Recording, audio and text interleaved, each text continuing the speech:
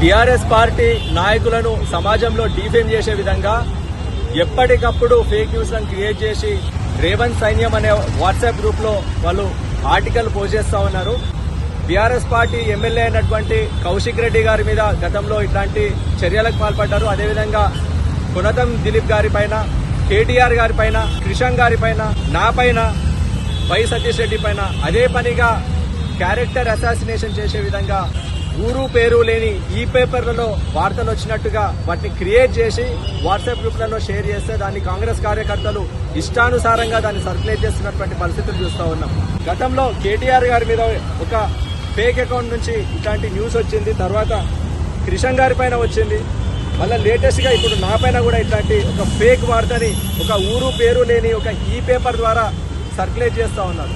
ఈ fake news ని అశ్వరావుపేటకి చెందినటువంటి కట్టా శివ అని ఒక మాజీ డీసీసీ సభ్యుడు కాంగ్రెస్ కార్యకర్త తన వాట్సాప్ లో షేర్ చేసినటువంటి ఆ ప్రూఫ్ ని కూడా జత చేసి ఈ రోజు కంప్లైంట్ ఇవ్వడం జరిగింది.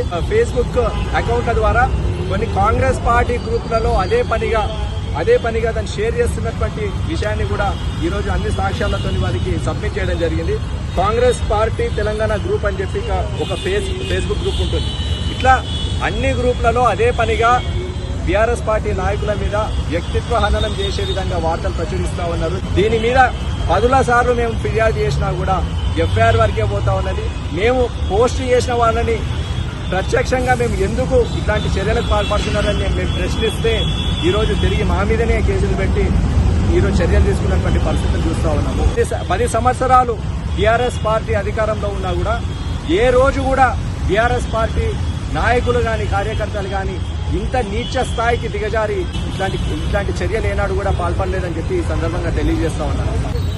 నాయకుల వ్యక్తిత్వ హననం చేసే విధంగా ఇట్లా ఊరు పేరు లేని ఈ పేపర్ల ద్వారా ఇట్లాంటి న్యూస్లను క్రియేట్ చేసి వాట్సాప్లలో, ఫేస్బుక్లలో, ట్విట్టర్లలో సర్క్యులేట్ చేస్తున్న దాన్ని మేము తీవ్రంగా ఖండిస్తా ఉన్నాము. దీని మీద వెంటనే చర్యలు తీసుకోవాలని చెప్పి ఈ రోజు అధికారులకి మేము అన్ని ఆధారాలతో మరొకసారి మేము వాళ్ళు ఫిర్యాదు చేయడం జరిగింది. ఇప్పటికైనా అధికారులు ఎంక్వైరీ చేసి దీన్ని వెనక ఉన్నటువంటి సూత్రధారులందరినీ కూడా అరెస్ట్ చేసి వాళ్ళని చర్యలు తీసుకోవాలని చెప్పి డిమాండ్ చేస్తా ఉన్నాం.